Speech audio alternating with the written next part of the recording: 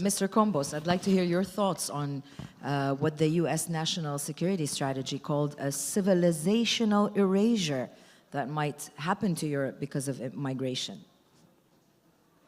Thank you very much. It's a very interesting and dense document. I've read it, I haven't studied it yet in the way that it deserves to be studied. First reaction, I don't see something that we haven't heard or we haven't thought about being the positioning in general of the US, especially as regards migration. If one follows the internal situation, this is a very hot political issue. So it's also an issue of how you see it. I mean, I would agree that the migration situation is a big problem. You can find various layers as to that problem, whether that's in relation to the economy, social cohesion, education systems, and so on, national security sometimes. But at the end of the day, we can converge that there is a problem. And the problem is primarily political. The migration issue is, at its heart, a very hot political concept and issue. And it's also tempting sometimes, as politicians, to react to it by adopting the populist approach. But at the end of the day, there is an antithetical element to it, in the sense that we all depend on migration in terms of the labor market. So it's about finding the right balance and also trying to frame the political discussion, the political debate about such issues in a way that elevates the positives, but also we also agree that you need a hard line in terms of illegal migration. So this is a dichotomy, a distinction that we need to make absolutely clear that it's very well perceived, and it's also something we communicate to our public opinions. The American approach is very clear in relation to this issue. I see elements of convergence in relation to that. I see also that in terms of the European approach, it's something that we have tried to regulate, to manage, but at the end of the day, the migration problem is a political problem, and let's not forget it's not a new problem. It's an issue that's been there since 1930 onwards, in various forms, but we usually tend to ignore the situation when things go in a positive direction. It's a recoil kind of situation. We go back, but then it's still there. So I would think that it's not about solving the problem as such, it's about managing it. And managing it in a way that creates convergences of approach. As Ian said, you cannot handle this issue on your own. You need regional cooperation, but also there are elements of best practices that one can adopt if you look at different examples. If the policy direction is similar, then that's a point of convergence and dialogue, even with the US and with the example that you just gave. What are the challenges that Cyprus is facing, and how is it tackling it, also in partnership with the eastern countries, or the countries to its east?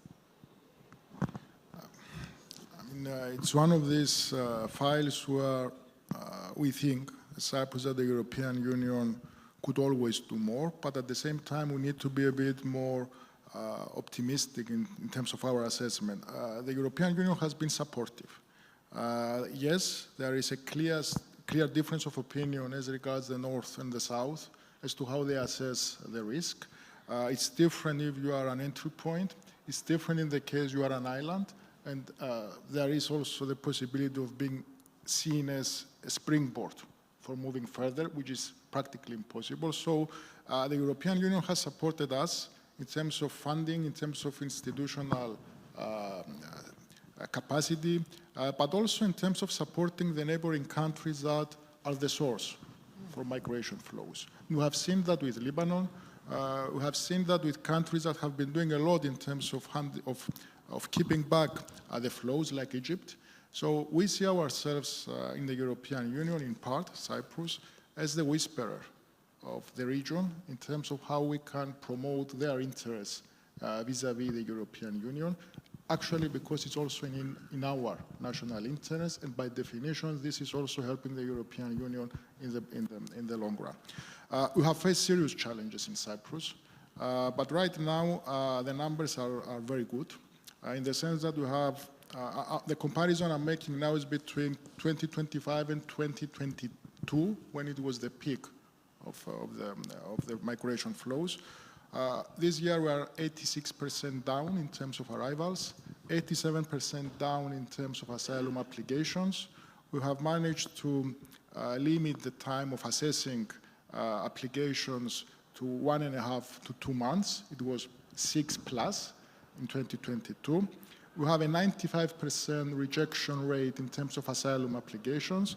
And most importantly, this is what Ian was touching upon before, the cooperation with countries in the region. In terms of returns, we have numbers right now that basically are equivalent to 1% of our population. Let's think about this. In 2025, almost 1% of the total population that were illegal migrants have been returned. This is because of excellent cooperation with Syria, with Lebanon, with EU member states like Germany, like France, that have accepted these individuals back. But at the same time, this is creating a problem. And here is the paradox, if you like. We have an economy that is growing 3.6%. Unemployment is just below 4%. The economy is doing rather well. GDP, the sovereign debt is approaching 55% of the GDP. So this means the economy needs labor. And 1/3 of the labor force are migrants, legal migrants. We have 17% of the population being third country migrants. So we don't have the luxury of being absolute in our approach. We need legal migration, and this is what we have been doing in terms of arrangements with Egypt. We have a mobility agreement in place with Egypt, like Greece has done.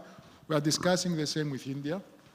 So it's a very complex situation where you need to be very careful not to get carried away by your success in terms of numbers, because at the end of the day, this is ephemeral, and it could change very drastically if you have, for example, a regional conflict that becomes a new source. So it's for this reason we are very much concerned about the stability in Syria, and we want to be fully supportive of Syria in terms of ensuring their institutional capacity and taking further the level of cooperation, because it's in our interest, it's in their interest, and it's also in the interest of the European Union. What is triggering people to get on a boat? Because as islands, this is the main route. Yes, sometimes it's a war, a crisis. Most of the time it's the economic situation, but primarily it's the hope, a combination of hope and fear. Now, this could be a situation you are facing because something is happening in a specific country. And it's also about geographical proximity. In our case, we are facing threats from neighboring countries because of things that are happening. We have seen incidents back in Cyprus where someone left from an African country, got on a plane, managed to arrive somehow to Cyprus on a student university visa, but that person was 12 years old. So how did that happen? How do you get through airport security if you are transiting to reach Cyprus? And this is something that, if you allow me, links to the earlier point about the gatekeepers. There are countries that have this role in terms of geography, in terms of capacity, to act as gatekeepers to keep the flows at the first entry point. Yes, the EU has tried to incentivize this country because they are carrying a heavy burden as well, and they need to be supported. But, you know, the value of a gatekeeper is that he also has the key. And it's very important whether the key is being used selectively. Sometimes we turn a blind eye to this fact. So what I'm trying to say, it's not so much about space. This is not the issue. It's about a crisis, the fear of a crisis, but also the hope for a better future. And this has been the recipe for migration for decades. It's not something new. What has changed right now is the speed with which a crisis can grow and spread. And as a first entry country like Malta, like Cyprus, like Greece, we have to keep persuading our European partners that this is a general problem, but it also has a very important localized dimension. It has idiosyncrasies. And I will disagree partly with Mr. Avramopoulos here about the global or the regional or the European strategy as such. I don't think it's working. This is not how we can manage this. It's about finding tailor-made solutions in relation to specific countries that are facing specific problems. Yes. There are, if I may, there was you. the incident, the situation with Ukraine and the refugees from Ukraine.